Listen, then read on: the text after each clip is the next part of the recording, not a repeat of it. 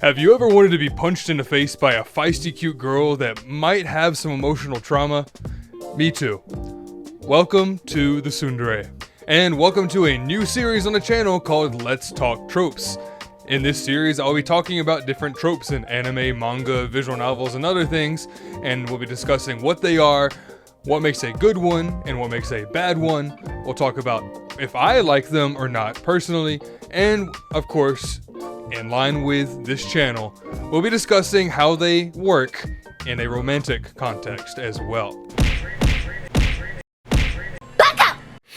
Today we'll be talking about one that grabbed me by the nuts, punched me in the stomach, and called me an idiot while doing it, the tsundere. Alright, so let's start with the basics. What is a tsundere? A tsundere is a combination of the word tsuntsun, cold, aloof, irritable, for example, and dere, being sweet, openly loving, and affectionate. A tsundere is a character that starts off distant and hostile and sometimes aggressive, and gradually reveals a softer, more vulnerable side throughout the storyline, right? Usually while turning red and denying everything. It's not like I like you or anything, idiot kind of stuff, right?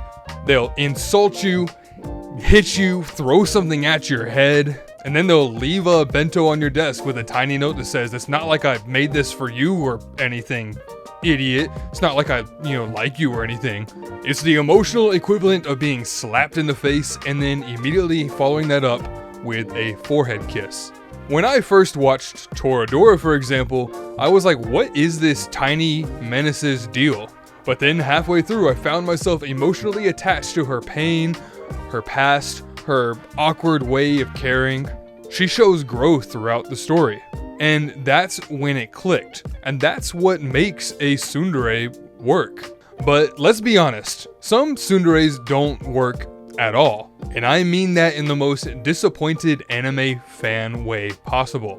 Because a good tsundere is layered. It's like an ogre, right? Onions. You know what I'm saying? A bad one is just like the skin of the onion. One layer. Loud. They're just loud, I guess. They just have one layer, and that is that they're mean. They're mean. That's their one layer. No, but again, there's no depth, right? There's no emotional weight behind the insults. She calls the protagonist an idiot every 5 seconds, punches him in the face every 10 seconds, and then randomly blushes in episode 9, and we're supposed to just accept it and go, "Aw, she likes him." No, she doesn't. She needs therapy. Congratulations, you've written all of the tsun with none of the dere. Just a walking headache. The tsun is supposed to be armor, not a full-time personality trait. It needs to come from something real, right? Fear, pain, past hurt. It could be pride or some insecurity, right? Not just, I'm mean because the script told me to be. And look, I get it.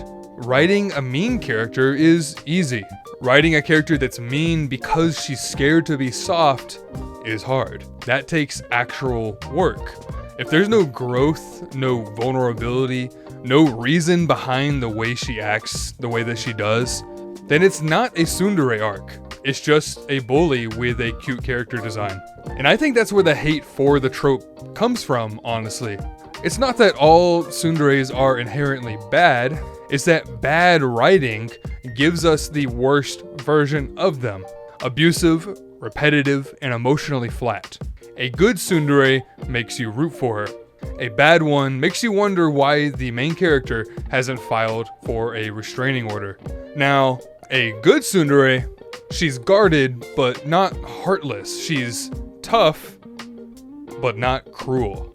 She doesn't lash out just because. It's a shield. It's a defense mechanism. She's scared of being hurt, scared of being vulnerable, and let's be honest, she probably has no idea how to express affection without causing bodily harm. But what makes a good tsundere really shine is when those walls start to crack, and when they crumble, when that anger turns to an awkward kindness, when the insults get quieter and fewer and further between, and the blushing gets louder and more unmistakable. Take Rin Tosaka, for example. She's smart and prideful and constantly acts like she's doing things logically.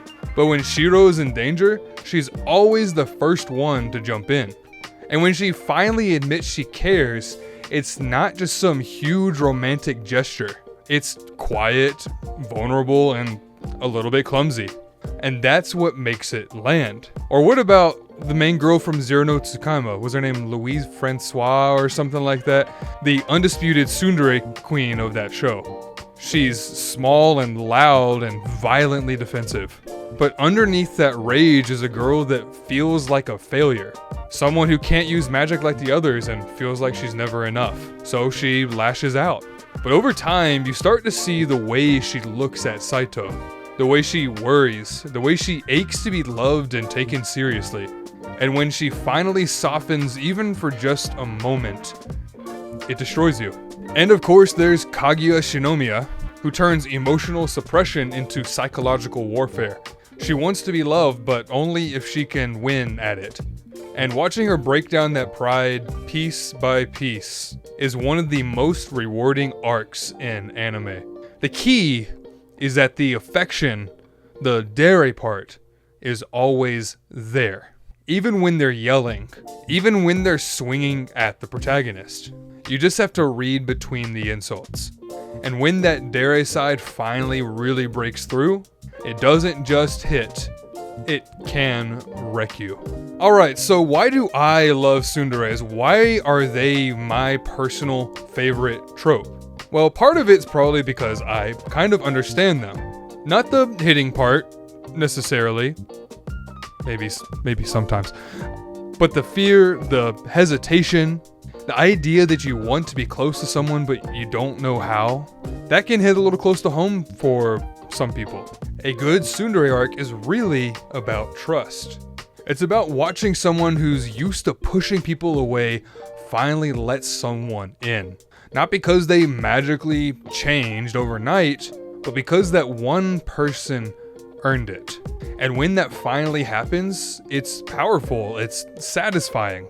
And yeah, in a kind of messed up, emotionally repressed way, it's romantic. They're not perfect characters, but that can be what makes them so fun to watch. They stumble, they lash out, they pretend they don't care, and then you watch them crying in the hallway over something small, and suddenly the entire act cracks open, and you see the real version of them.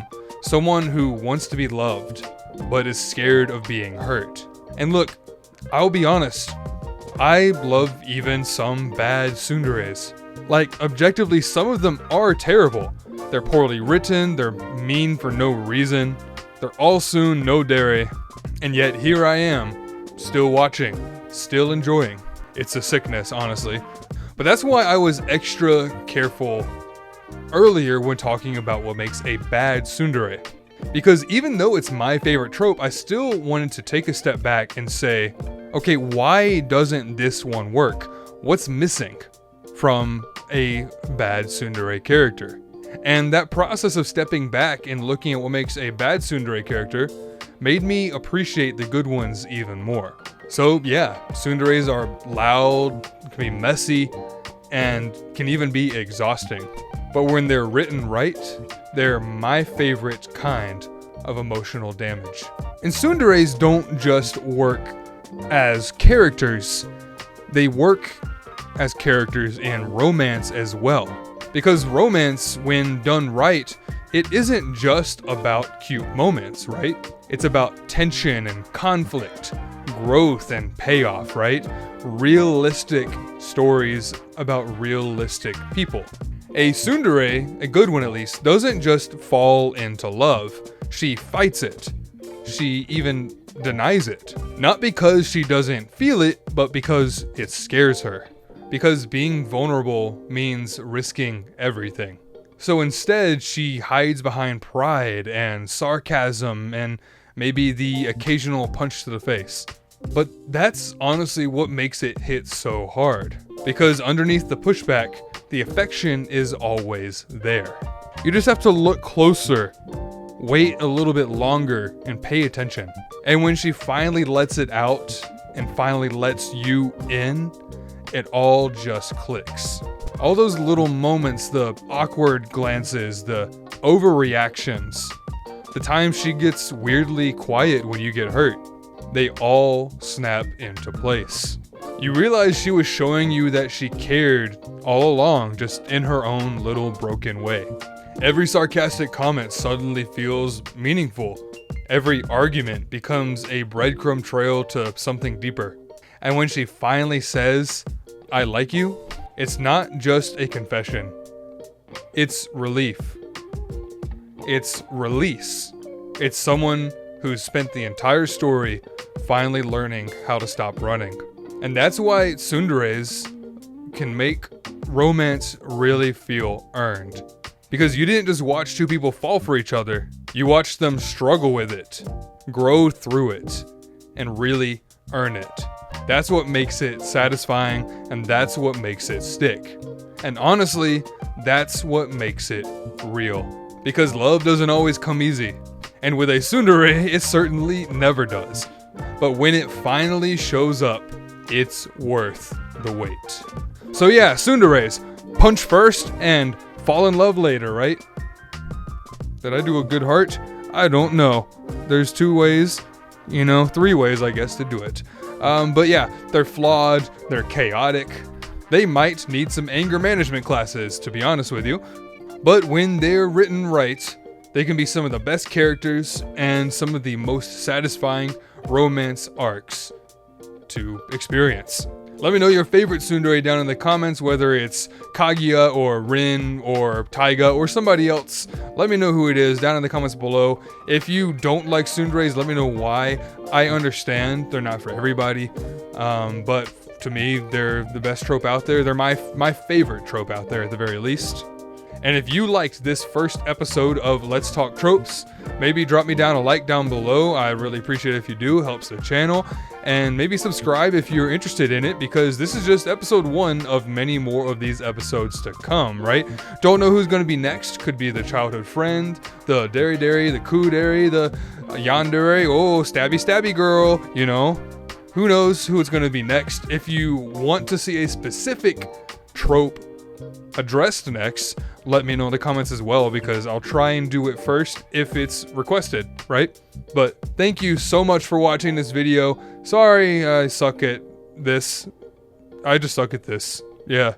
It's been how many weeks? 3, 4 weeks?